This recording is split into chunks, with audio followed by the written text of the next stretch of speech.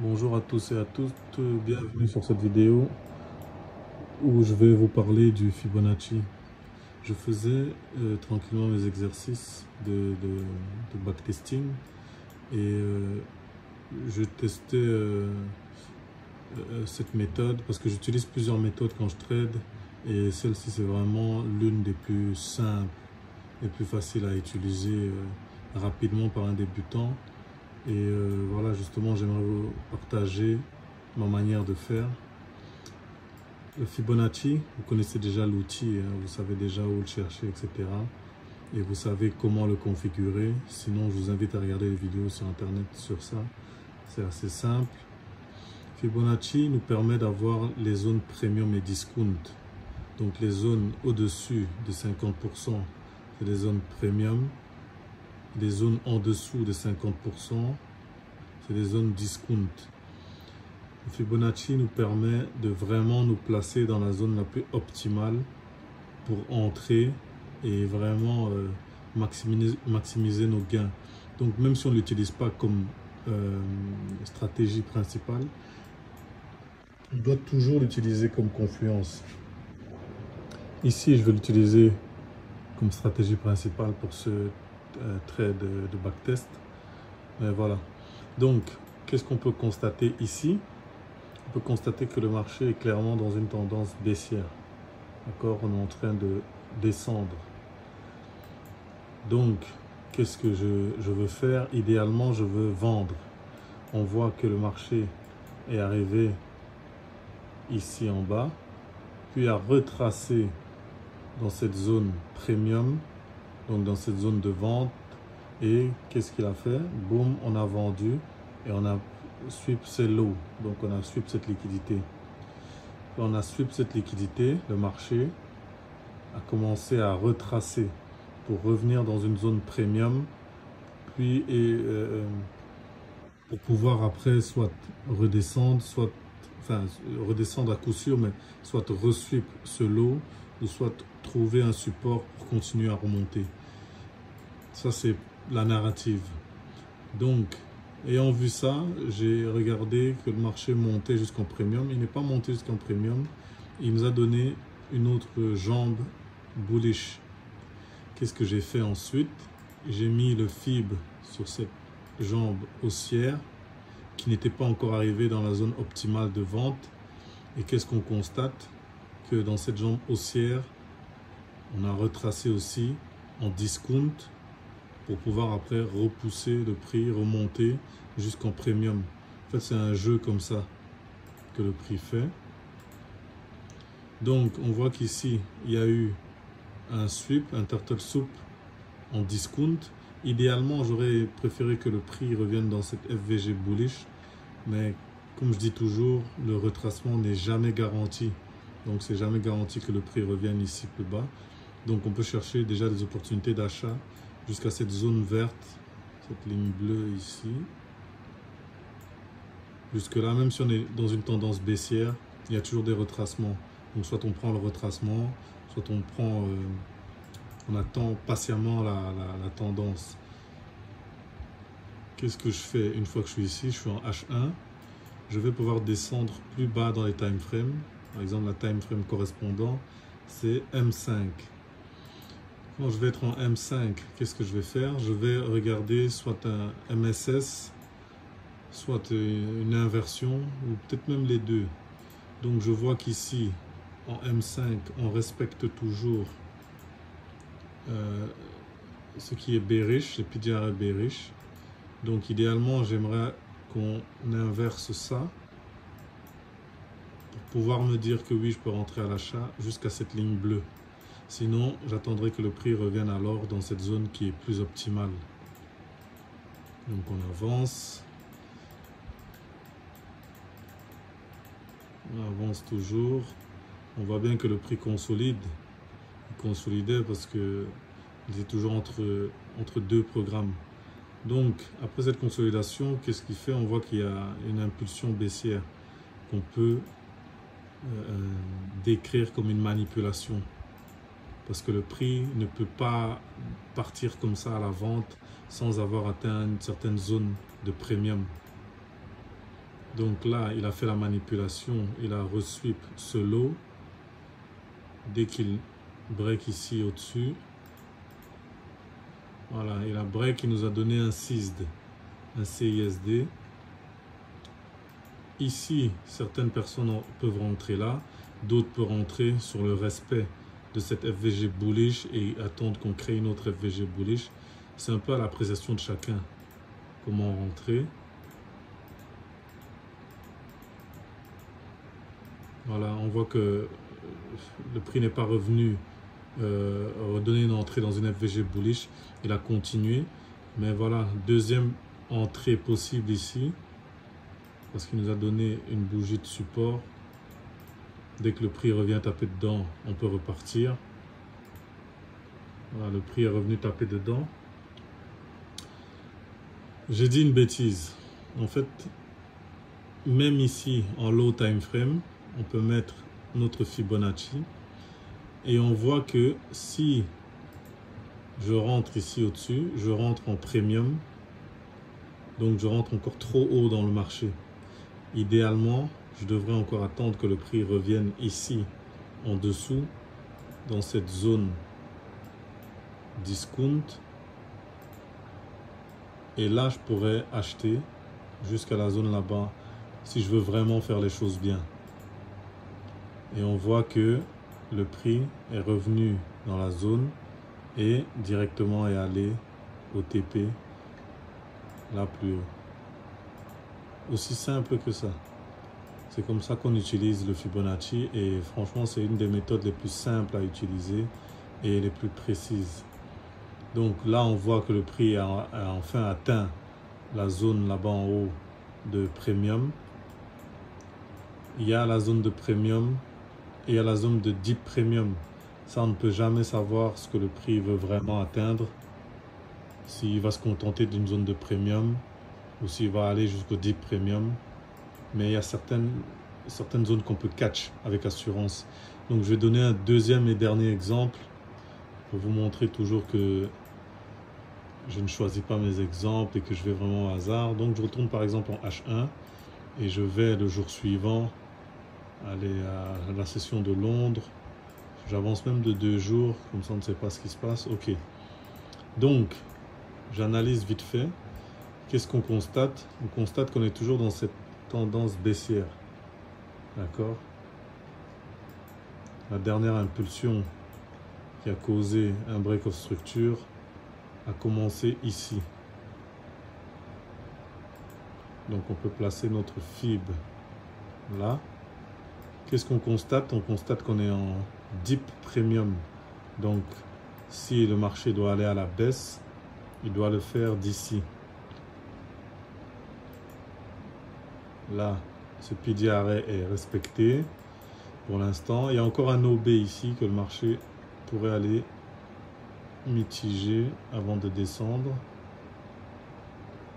Donc, c'est à partir d'ici qu'on peut chercher des éléments pour aller à la baisse. Donc j'avance. Oh là là, catastrophe.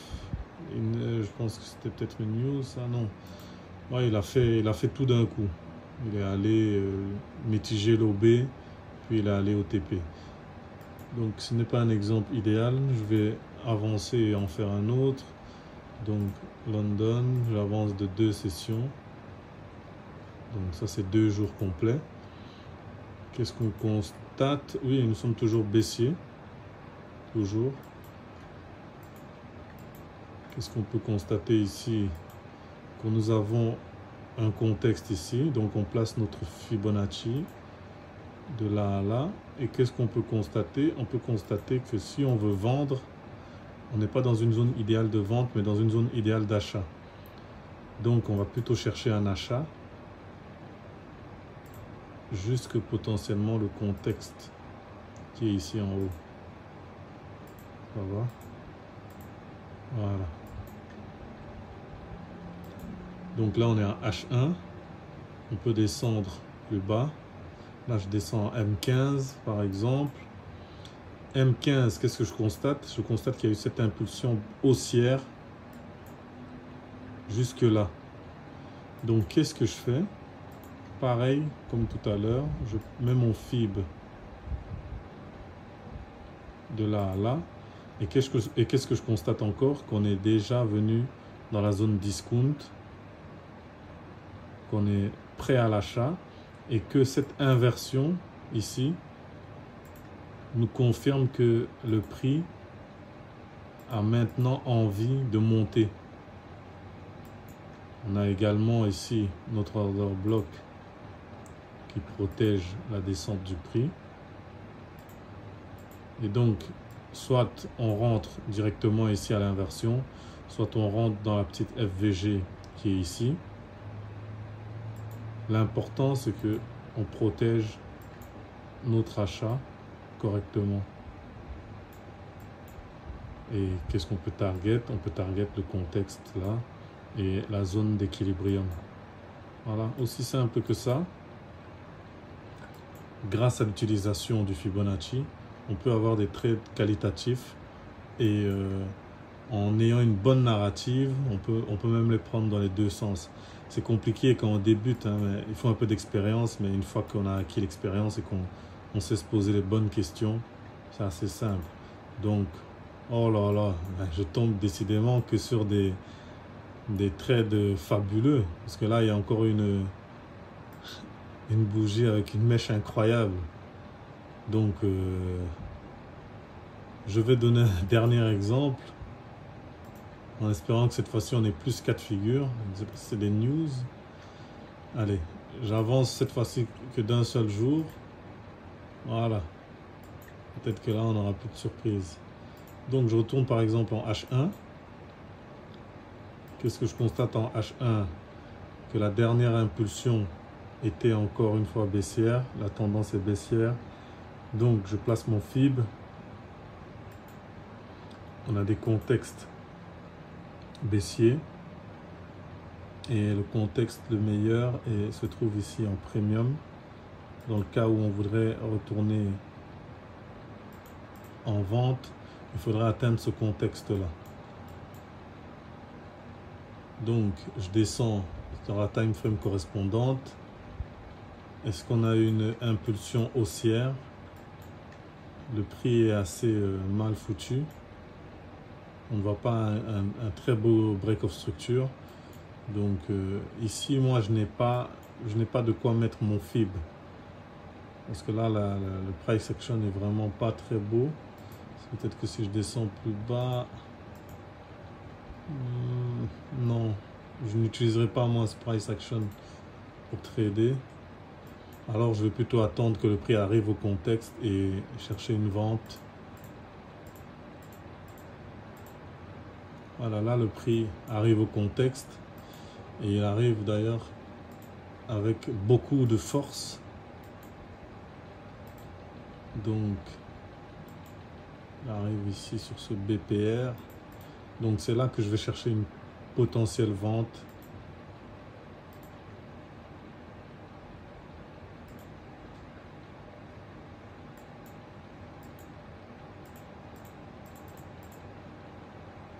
Voilà, c'est comme il me semblait.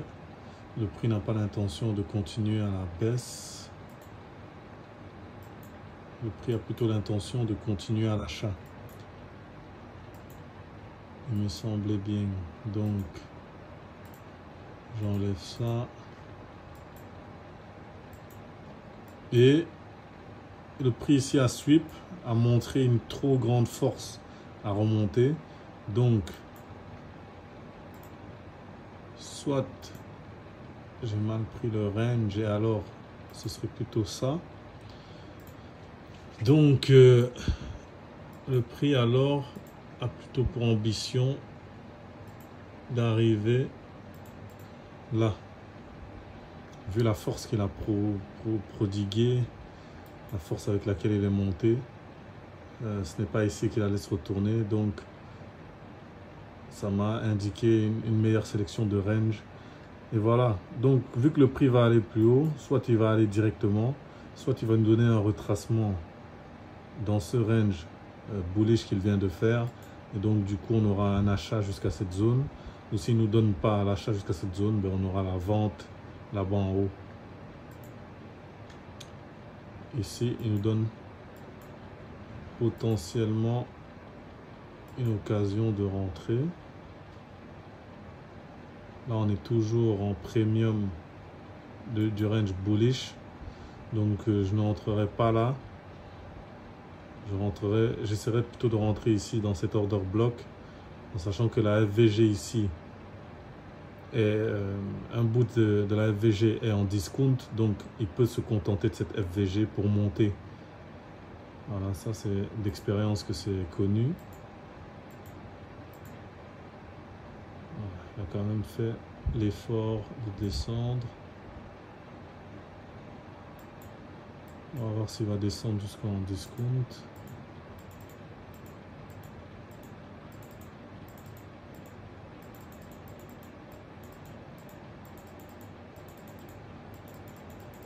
Ouais, voilà. Il a fait l'effort de descendre jusqu'en discount. Donc ici, on va commencer à chercher des achats.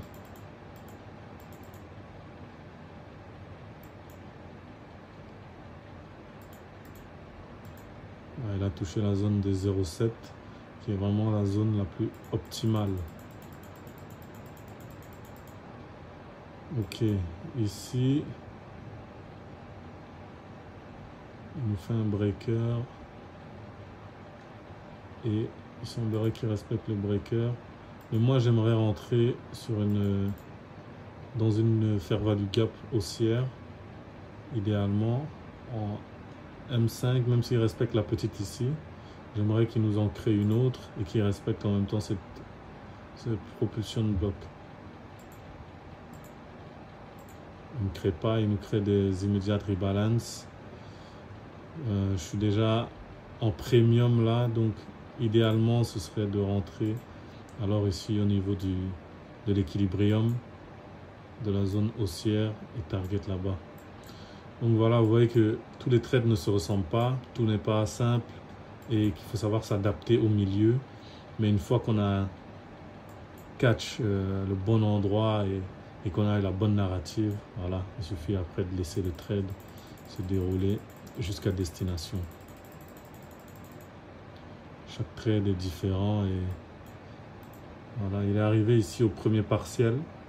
Puis il a commencé à consolider, à mon avis, pour faire un retracement encore sur ça avant d'arriver finalement au contexte.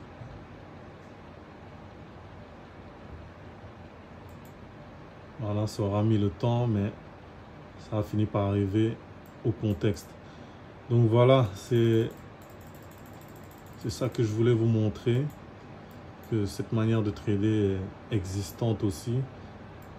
Et une fois qu'on sait l'utiliser, ben, on peut rajouter ça à nos confluences pour être dans le meilleur sens dans le marché. J'espère que vous avez appris quelque chose. Si vous avez des questions, n'hésitez pas à poser en commentaire. Et d'ici là, d'ici la prochaine vidéo, prenez soin de vous. Bonne soirée.